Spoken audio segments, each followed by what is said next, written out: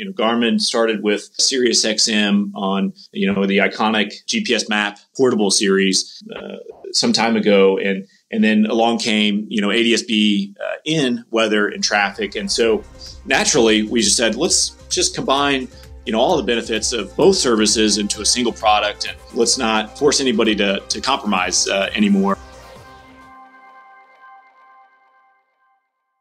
Hello, and thank you for joining us for episode 62 of the Aviation News Talk podcast, where we bring you general aviation news and relevant information and tips that pilots like you can use. I'm your host, Max Truscott. Today, we're talking about ADS-B, or Automated Dependent Surveillance Broadcast, and a portable ADS-B device that you can buy that shows both traffic and weather. And we'll also talk about some new weather products you'll soon be able to receive over ADS-B starting in June. And to help with all that, we'll be talking with Joey Ferreyra. He's the aviation marketing manager at Garmin.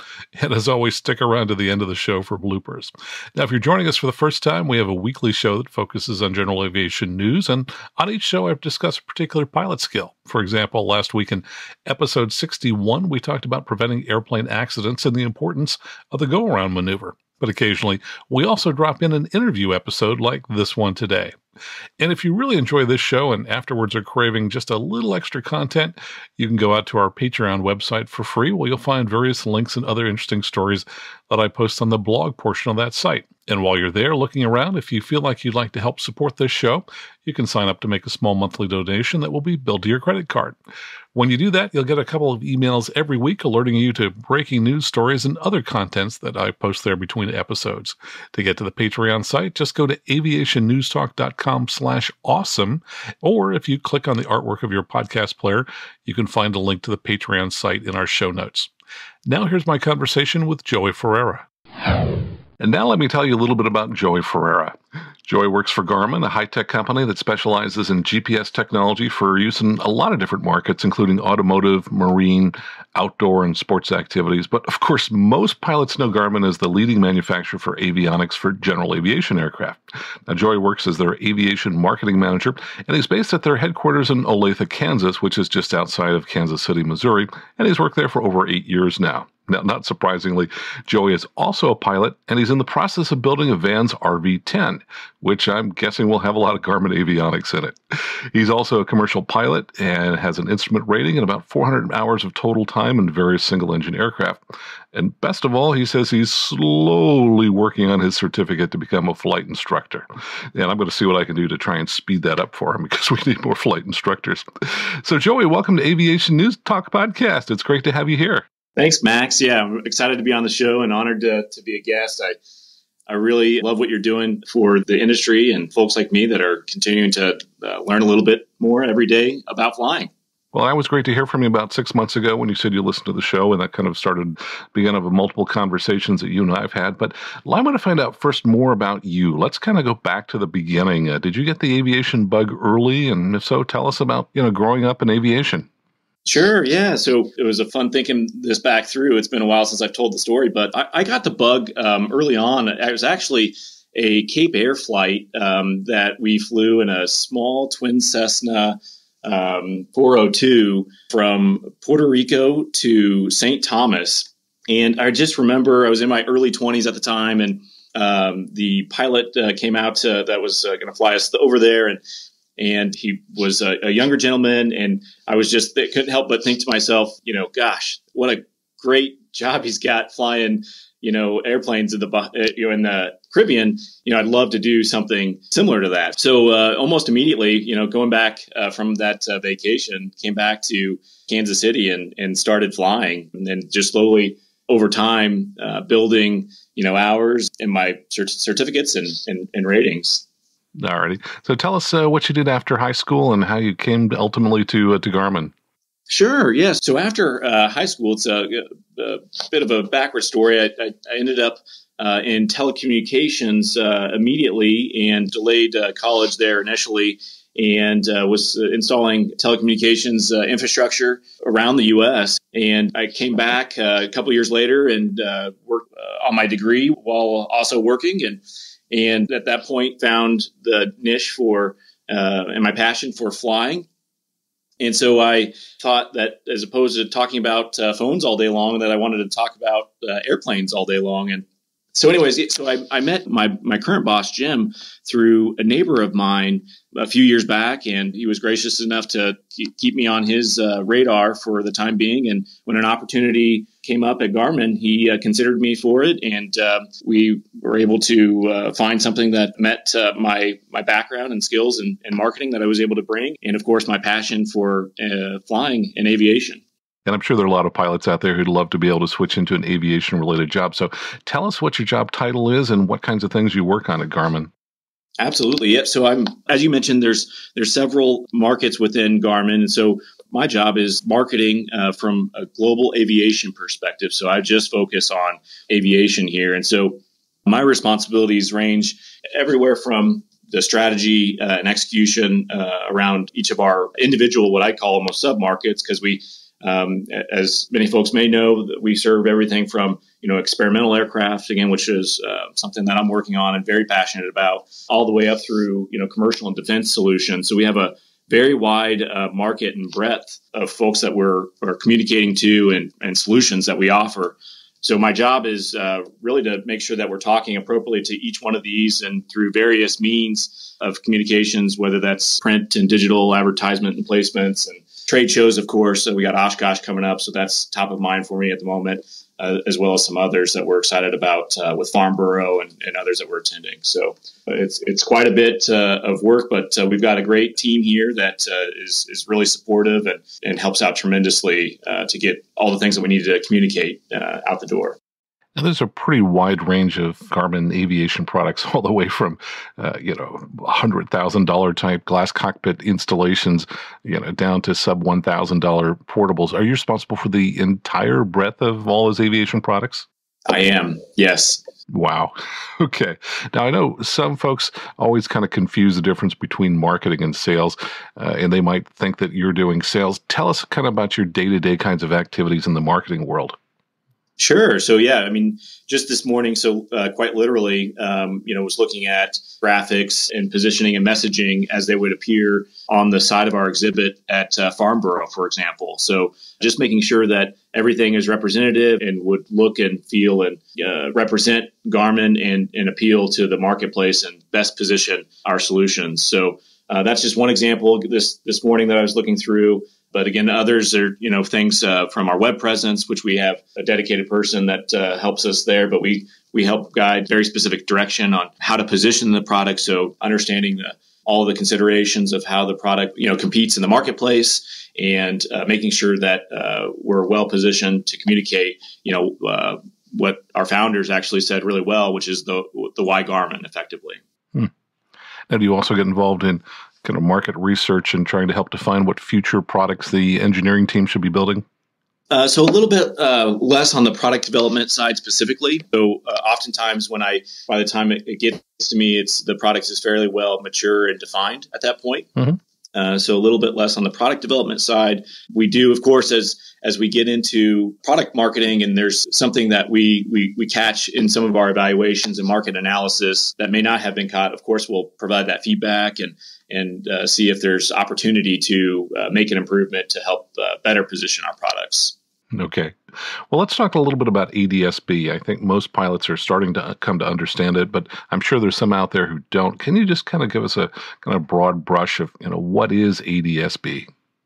Yeah, sure. So ADS-B is automatic dependent surveillance broadcast. And simply put, it's going to be required by all of us by the end of 2019. So I know we think about 2020 as a number that's thrown out around there, but it's really January 1st, 2020. So what we like to convey and communicate is by December 31st, 2019, you've got to be equipped with ADS-B out to fly in effectively any controlled airspace, in and around controlled airspace, anywhere you need a Mode C transponder today.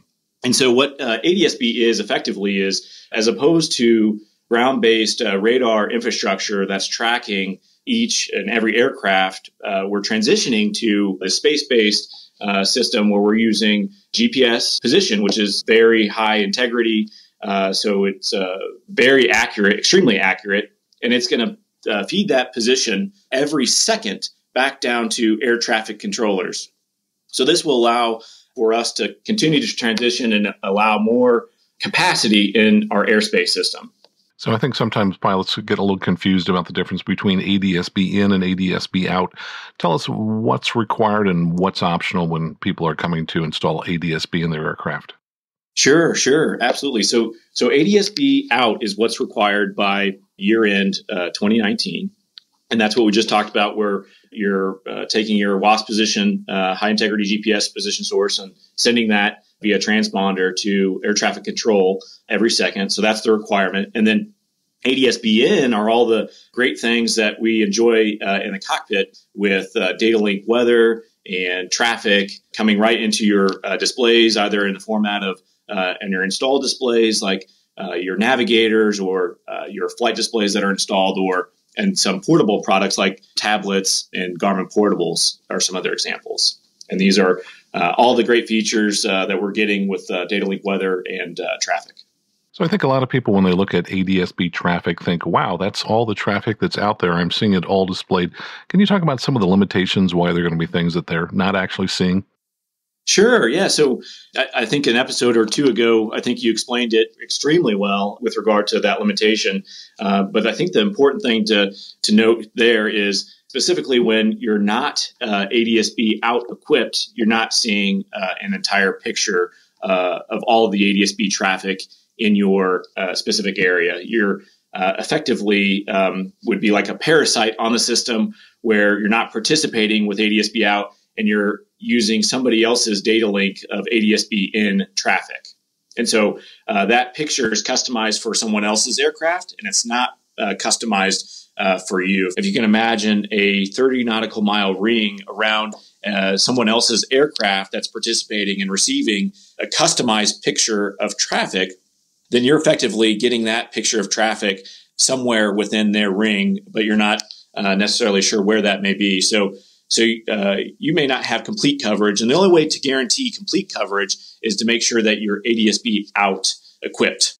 Now, of course, one other way we could get complete traffic would be if the FAA chose to upload all the data to the entire country. Any idea if they'll ever go ahead and expand that beyond what they're doing, or do you think for a long time we're just going to be limited to seeing traffic surrounding ADS-B out only aircraft? Yeah, that's a great question, Max. And honestly, I don't have privy to understand where things are at with that. I've not heard of any change on that policy being pursued or adopted. Sure. Well, it would certainly be great if they would go ahead and broadcast all the data. But in the meantime, we've got that limitation. And if nothing else, that's a great incentive for people to make sure they get ADS-B out so they can actually see all of the ADS-B in traffic. Certainly. Well, let's talk a little bit about the GDL-52. You contacted me, about 6 months ago and asked me if I would like to try it out and evaluate it, which I have been doing for a while and having great fun doing it. Let's just kind of talk in general about that product and how it differs from other ADS-B receivers. Absolutely, yeah. So I have to do a little bit of history and background here. Garmin started with SiriusXM on, the iconic GPS map portable series some time ago, and then along came, ADS-B in weather and traffic, and so for a long time we've been, those two solutions and portable products. If you can think of our GPS map products and even the current portable products having what we would call like the puck that you put on the top of the glare shield, and then now we've added this ADS-B product to get additional weather and traffic information and other flight information services like NOTAMs, et cetera, that are being broadcast. So you can take advantage of both. And so naturally, we just said, let's just combine all the benefits of both services into a single product, and let's not force anybody to compromise anymore if they're choosing one product over another. So that's how the GDL-52 was effectively born, and it combines both the products and services, and they both have really great attributes. So pilots no longer have to choose between either service. And I certainly remember, if you go back not that many years ago, most pilots would carry a portable GPS prior to the advent of iPhones and iPads and things like that with built-in GPS. And often those portable GPSs had XM weather. So I think pilots from 10 years ago were extremely familiar with that. I'm not so sure that current-day pilots are quite as familiar with the SiriusXM weather. What are some of the advantages of SiriusXM weather versus ADS-B? Because obviously you can get some free weather products over ADS-B with an ADS-B receiver, but how does SiriusXM distinguish itself? Yeah, absolutely. And I think the best way to think about it is that they're just two different services. And so the best way is to kind of compare and contrast between the two. And when someone at Oshkosh would approach me with this sort of question, what we would share would be that SiriusXM is a fantastic tool to getting with the weather benefits in some other parts of the U.S. and continental U.S. is like the Bahamas and places like this where you may not have great ADS-B coverage. And it's also available when you're on the ground. So oftentimes you'll get SiriusXM, given its satellite-based nature, you'll get that on the ground before you take off. And for a lot of pilots, if you're flying, especially in instrument-type conditions, this is really important to understand what the weather is doing well ahead of their departure. So that's a really good strength and benefit of SiriusXM. And with ADS-B, they've got some unique products, like I mentioned earlier. They've got NOTAMs as one example. So they've got a couple different features that are unique to its service capability. And you're often going to get this service when you're flying above 1,500 feet in the continental U.S. and Alaska and some other locations as well. So they're just they're really two different services, and they're very complementary because not only with the ADS-B do you get the weather, but you also then get the good picture of traffic there, of course, caveated based on how we talked about your ADS-B out equipage. So there's really a great place for both solutions. And then, going back real quick to SiriusXM, you've got the audio capability for, long cross countries and these sorts of things as well.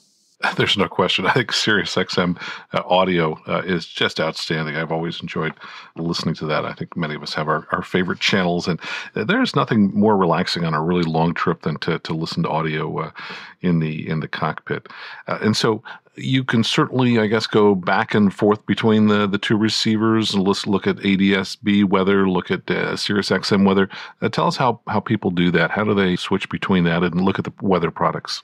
Sure, absolutely. So it's all built into the display. So whether you're using, a tablet, either your iOS or Android tablets with Garmin Pilot, or if you're using a portable like our Garmin Era 660, provides the option for pilots to switch back and forth between which service they're displaying, so they can compare and contrast between the two if they'd like, where there's opportunity and there's not overlapping products. It displays the best source available.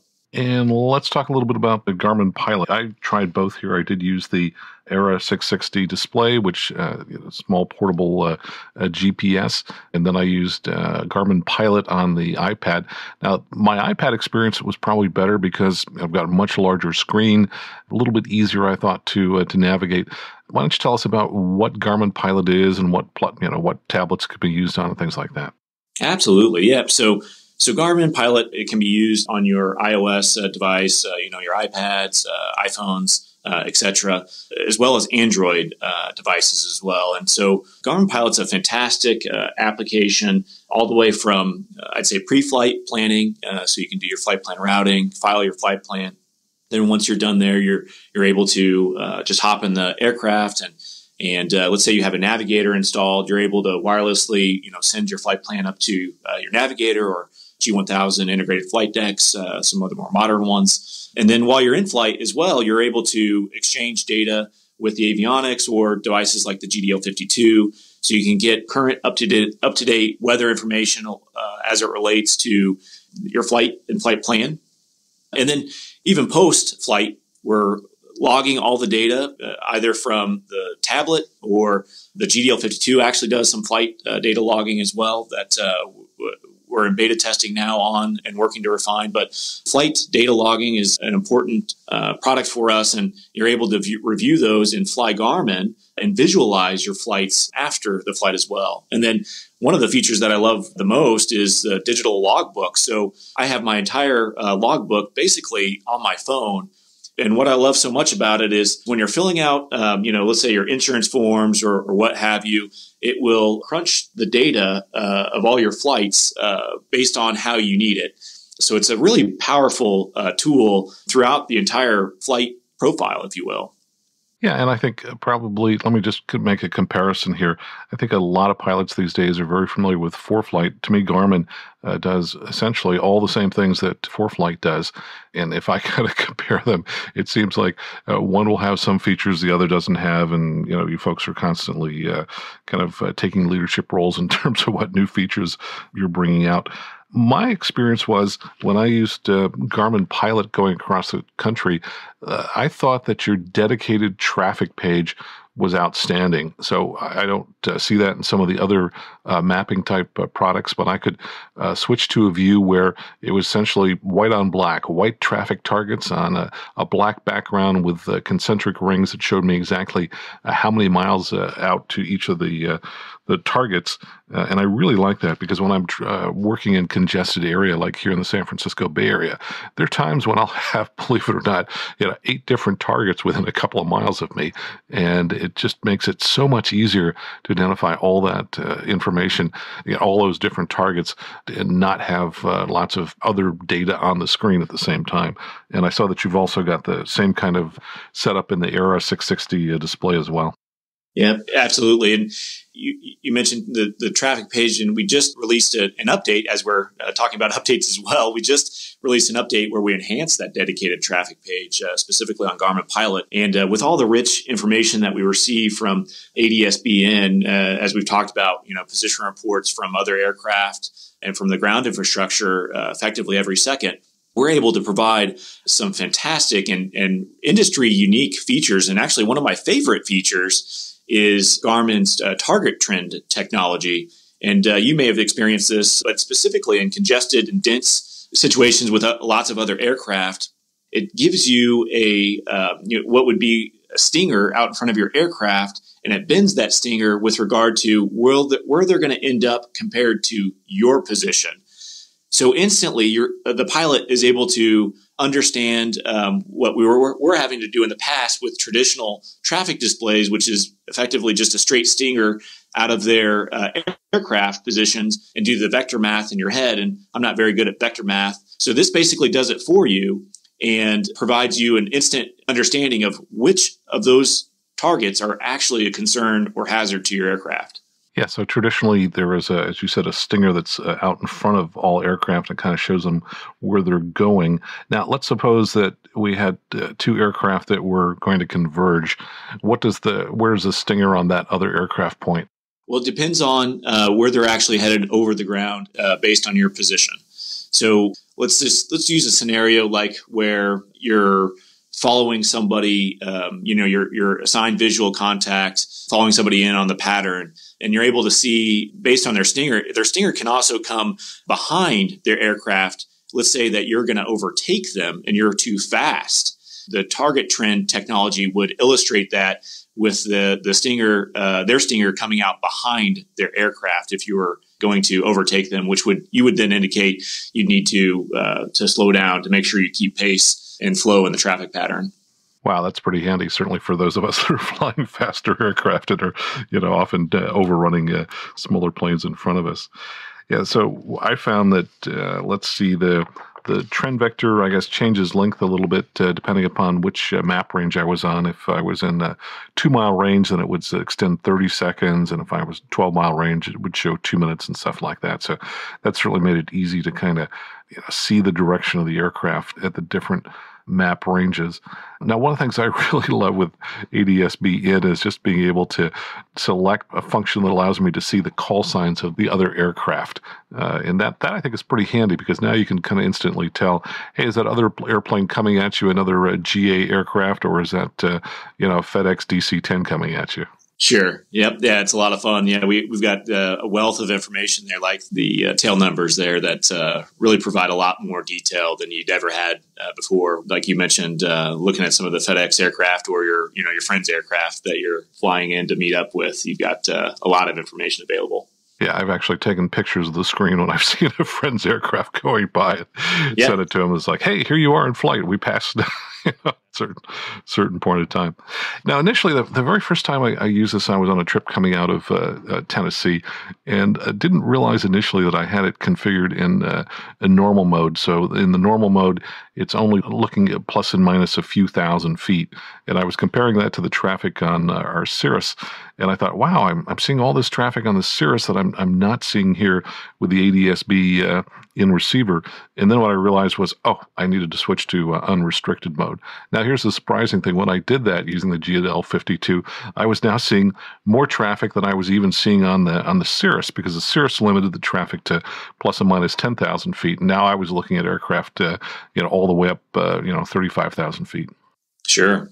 So let's change gears. We've talked a lot about traffic. Let's talk a little bit more about weather.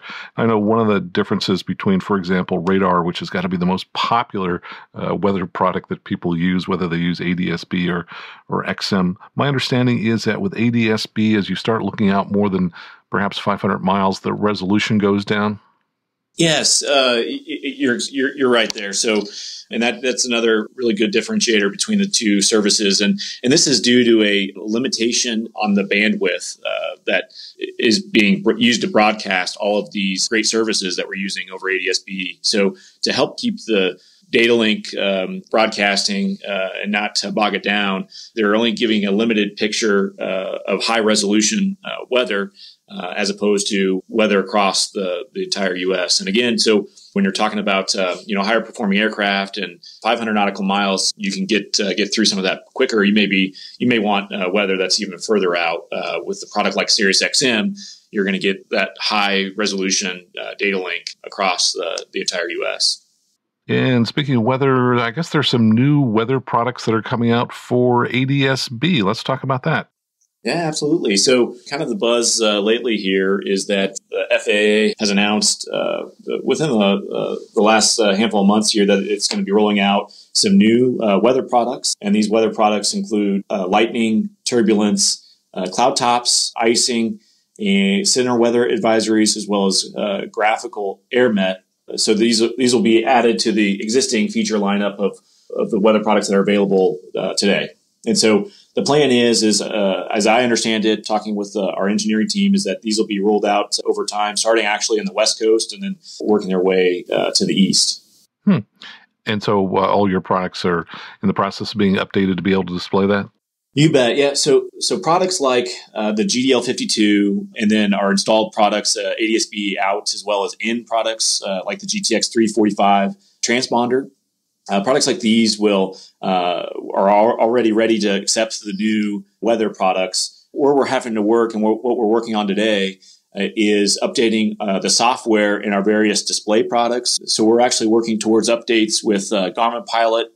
Should be quicker around the Oshkosh timeframe. Look for an update from us there. The Era 660 and G3X Touch in our experimental product line should follow on later on late this year. And then so for more of our certificated products that are panel mounted and type certificated aircraft like the G500 TXI series and G600 TXI, as well as the GTN series display products, we'll look to the first half of next year to get software complete, as well as then certified for update to start to receive those new weather products. Okay. And let's just kind of wrap up on some of the details here on the GDL52. I know it includes built-in GPS and also an AHRS. How does that AHRS get used? GDL52, the attitude and heading reference system that's built inside of it, provides basic attitude information, pitch and roll information to either your tablet or your Garmin portable like the Era 660. And it will power a really rich synthetic vision technology on both of those products, where it effectively is just drawing a 3D view of the terrain and obstacles around your environment, and then your aircraft's position and attitude as it relates to that. So where that's really valuable is, say you have an emergency type situation and you were to lose your primary attitude instruments, it would be a fantastic tool, especially if you're flying in the clouds, let's say, to have as a backup reference to help you through that situation. And let's talk a little bit about pricing and what kind of free goodies that come along with it. Absolutely. So there's a series of products. So the GDL52 is the top end, where it combines both the SiriusXM and ADS-B, and it's priced at $1,199. And today, SiriusXM is offering a $200 rebate on the product. And they're also offering 3 months of SiriusXM's mid-tier package with an audio subscription when you sign up for service. So they'll give those first 3 months to you complimentary with the product. And then, like I mentioned, we've got a GDL 51 that's just SiriusXM only, available for $699. Also has a $200 rebate. And then we've got a GDL 50, which is just the ADS-B portion of it, for $849. Got it. And that $1,199 price on GDL 52, is that before or after rebate? That is before. So effectively bringing the price down to just under $1,000. Wow, $999 then. Okay, that's a pretty nice price point considering you've got both receivers in there. And what if people wanted to try Garmin Pilot for free? How would that work? Yeah, sure. So also in all of those packages comes a free 3-month trial. But if you're interested in Garmin Pilot today, just search in the Apple App Store or the Android store, respectively, there, and search for Garmin Pilot, and you can trial it for 1 month complimentary today. Okay. And I'm sure there are people who are still looking for more information about ADS-B. What does Garmin offer in terms of, webinars and seminars and things like that people can find online? Yeah, we've got a handful of tools. We've been educating on ADS-B for some time now. We've got a great web resource called the ADS-B Academy, and folks can get there going to garmin.com/ADS-B. And we also offer webinars as well. And the best place to get and keep up to date on which webinars are happening where are our web presence. If you go to garmin.com/aviation, towards the bottom of the page, you'll see links to our webinars and our seminars. If you're going to be in your area, if there's a Garmin representative that will be in your area at a dealer, they'd love to talk to you there. You'll see that there. And then I'd encourage everyone to sign up for our newsletter. Each month, you'll get updates on the webinars, as well as software updates and other news from Garmin as well. So you'd get all that bundled up to you and delivered in your inbox each month if you signed up for our newsletters. Okay, great information about the GDL 52 and the other products in that family. We'll have more links to that here in the show notes. But before we wrap up, got to hear about that RV10. Tell us all about that. Yeah, so I'm really excited about the RV10. We're making really good progress on it. We've got the tail section complete and the fuselage, and they're mated together, so it's looking like an airplane. And with the talented folks around here, I was able to put together a SolidWorks file of our dream panel layout, and actually was able to position that in the panel and kind of make some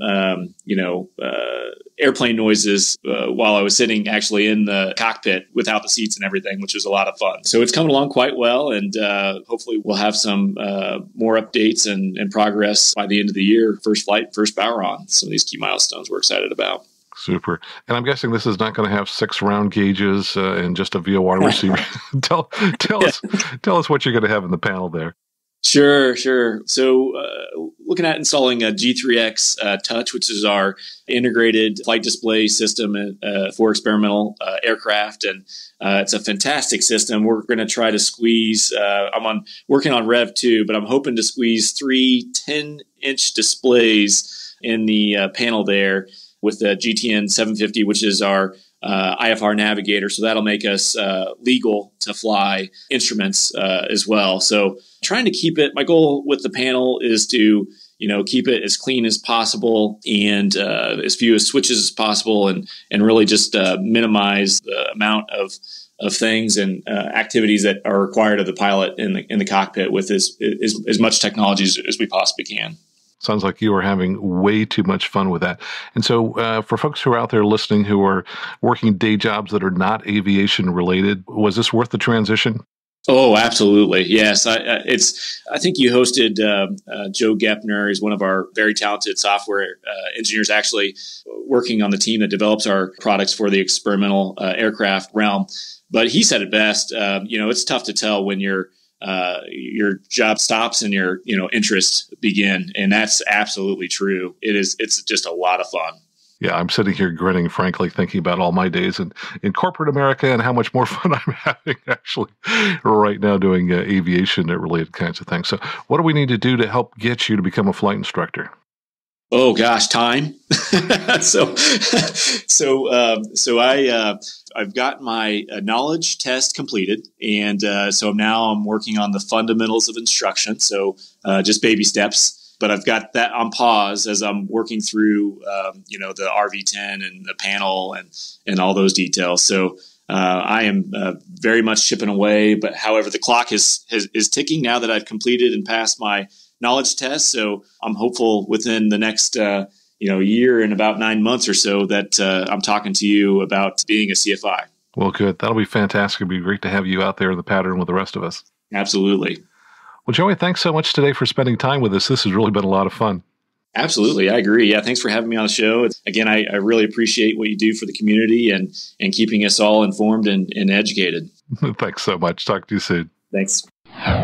Well, my thanks to Joey and to Garmin for lending me the GDL52 portable SiriusXM and ADS-B receiver and the Era 660 display for a few months. I really enjoyed using both of them on some of my long trips across the country, and I'm going to miss not having them on my next trip, which is coming up in a couple of weeks. Now, Joey mentioned a couple of resources. One was Garmin's ADS-B Academy, and another was for upcoming Garmin seminars and webinars. And you can find those links on our show notes at aviationnewstalk.com or by tapping on the artwork of the podcast player of your smartphone. You'll also find a link in the show notes to the Amazon webpage where you can purchase the GDL52 if you're interested.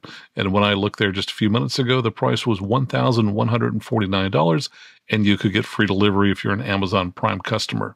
And yes, if you use that link when you order, I will earn a small fee from Amazon, for which I thank you. And by the way, I looked up the details of that $200 rebate from SiriusXM that Joey mentioned.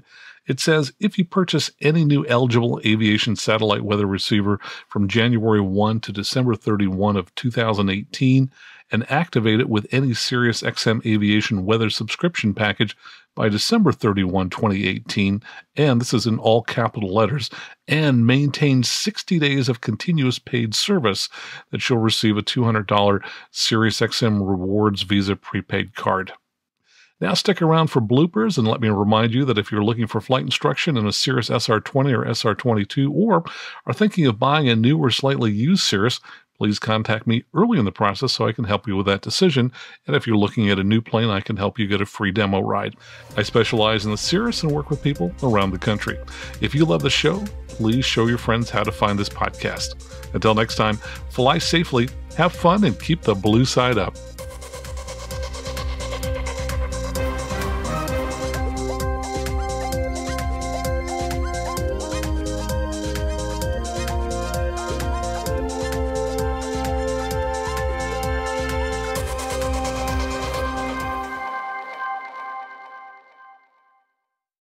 About those, I'd have to dig into that a little bit. That's fine. We can skip that. That's not a problem. Let's see. I've got. Hang on 1 second here. Sure. Just got to wait for an incoming call to go away on my iPhone, so I stopped hearing this noise in my ear. I heard that. Yeah. Oh, can you hear that over there? No, you're fine now.